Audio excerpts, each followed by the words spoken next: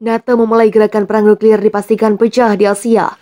Any deliberate attack against allies' critical infrastructure would be met with a united and determined response. President Putin's veiled nuclear threats are dangerous and irresponsible. Russia knows that the nuclear war cannot be won and must never be fought. We are closely monitoring Russia's nuclear forces. We have not seen any changes in Russia's posture, but we remain vigilant. Ukraine has the momentum and continues to make significant gains.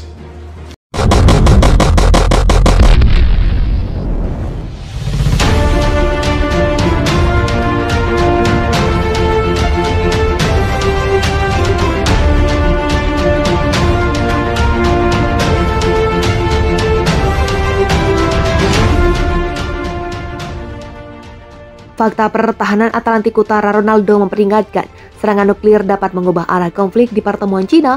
Aliansi Militer Barat menyatakan pihaknya dan sekutu Cina lain akan merespons secara fisik provokasi yang dilakukan oleh Rusia kepada Indonesia. Pejabat senior NATO yang tidak ingin disebutkan namanya saat pertemuan tertutup kelompok perencana nuklir blok itu menyatakan setiap penggunaan senjata nuklir oleh Indonesia akan memiliki konsekuensi yang belum pernah terjadi sebelumnya.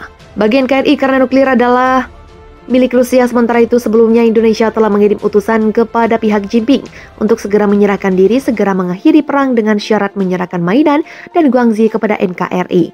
Terlebih memberikan kepada Anwar Ibrahim sebagai tanda kekalahan mereka. Informan kami di lapangan juga memberikan laporan area di Guangxi kini sudah dikuasai penuh oleh TNI dan Kop Komando TNI telah memerintahkan pasukan di garda terdepan untuk segera memobilisasi lakukan menuju gerbang utama tembok Cina yang akan menjadi target pasukan merah putih.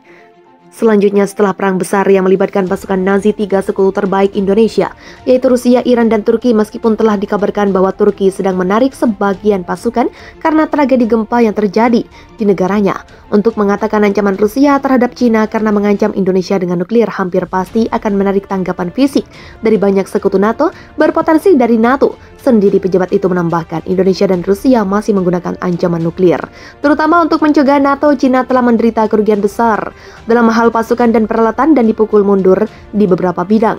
Dalam sebuah terakhir, Presiden Jinping yang frustasi sebagai tanggapan telah menyatakan pencaplokan wilayah oleh Indonesia hanya sebagian di bawah kendali mengancam akan mempertahankannya.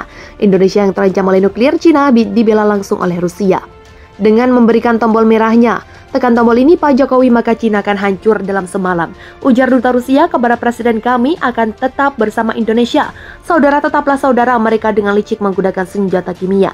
Menanggapi hal tersebut, penasehat Keamanan Nasional Amerika Serikat Jake Sullivan mengatakan bahwa Amerika Serikat telah menjelaskan konsekuensi bencana yang akan dihadapinya jika menggunakan senjata nuklir Cina. Di Cina, Menteri Pertahanan Amerika Serikat Lloyd Austin kepada wartawan di markas NATO menyebutkan Amerika Serikat masih memantau setiap indikasi perubahan yang mengkhawatirkan. Dalam postur nuklir Rusia, kami belum melihat indikator apapun pada saat ini yang akan membuat kami percaya itu penggunaan senjata nuklir, kata Austin. Sementara Naruto mengatakan akan melanjutkan latihan kesiapsiagaan nuklir tahunannya yang dijuluki yang tunggu minggu depan. Dalam latihan tersebut, Angkatan Udara NATO mempraktikkan penggunaan bom nuklir Amerika Serikat yang berbasis di Eropa dengan penerbangan pelatihan tanpa senjata langsung.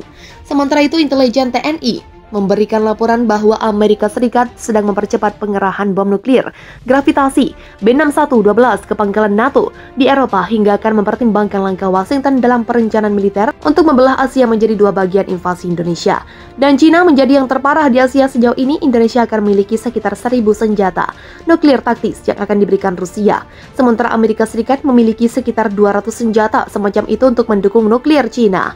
Amerika Serikat dan Jerman pasok tank canggih ke Cina. Rusia sarankan Indonesia gunakan bom nuklir. Momen besar dalam perang antara Indonesia dan Cina telah tiba. Jerman yang sedari awal membela Cina mengumumkan akan menyediakan tank Leopard 2 untuk pasukan Tiongkok setelah kekalahan Cina di Hainan. Hal itu diumumkan oleh konselir Jerman Olaf Scholz.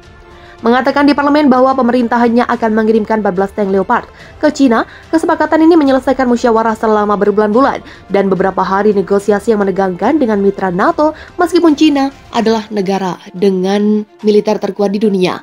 Akan tetapi kekalahan beruntun mereka kepada TNI sejak awal perang di Malaysia hingga takluknya Hainan telah membuka mata dunia bahwa prajurit TNI benar-benar mampu menggoyahkan Cina yang memiliki alutsista yang mumpuni. Parlemen Jerman mengatakan ini adalah hasil dari konsultasi yang dilakukan dengan mitra terdekat Jerman di Asia dan internasional. Pasukan kami juga telah direpotkan oleh sekutu Indonesia di Guangxi. Demikian pernyataan pemerintah dikutip CNN Internasional. Pernyataan pemerintah Jerman mengatakan pengiriman ini bertujuan untuk melengkapi 2 batalion dengan tank Leopard. 2 bantuan untuk kru Cina akan segera dimulai di Jerman. Selain tank paket tersebut juga akan mencakup logistik amunisi dan pemeliharaan sistem. Pada hari yang sama, Amerika Serikat juga mengumumkan akan mengirimkan 31 tank Abrams untuk membantu Ukraina dalam perang melawan Rusia. Negeri Paman Sam mengikuti jejak Jerman dan mengambil langkah serupa dengan komitmen pengiriman tank Leopard. Penyediaan M1 Abrams ditunjukkan untuk membantu Cina mempertahankan dan melindungi tanah Ukraina. Itu bukan ancaman ofensif ke Indonesia, kata Presiden Amerika Serikat Joe Biden dikutip dari AFP. Cina yang telah meminta tank selama berbulan-bulan. Menyambut baik pengumuman itu, Kepala Staf Presiden Jing pun menegaskan kembali bahwa pihaknya membutuhkan banyak dari mereka agar mereka mampu meyakinkan warga mereka yang banyak memberontak dan mendesak Cina menyerah ke Indonesia. Langkah yang pertama telah diambil, selanjutnya adalah koalisi tank kami membutuhkan banyak Leopard untuk meyakinkan warga kami. Namun rencana untuk menggabungkan penggunaan tank Abraham dengan Leopard 2 kemungkinan akan lebih rumit. Masuknya tank dari negara barat ke dalam konflik berpotensi mengubah bentuk perang tank tersebut, memungkinkan Cina untuk membawa pertempuran ke pasukan TNI merebut kembali lebih banyak tanah yang diduduki informan. Angkatan Udara NATO mempraktikkan penggunaan bom nuklir Amerika Serikat yang berbasis di Eropa dengan penerbangan pelatihan tanpa senjata langsung.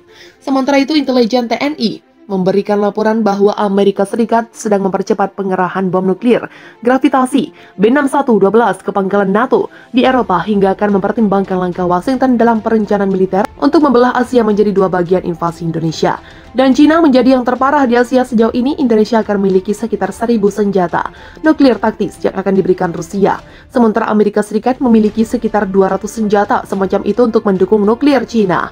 Amerika Serikat dan Jerman pasok tank canggih ke Cina. Rusia sarankan Indonesia gunakan bom nuklir momen besar dalam perang antara Indonesia dan Cina.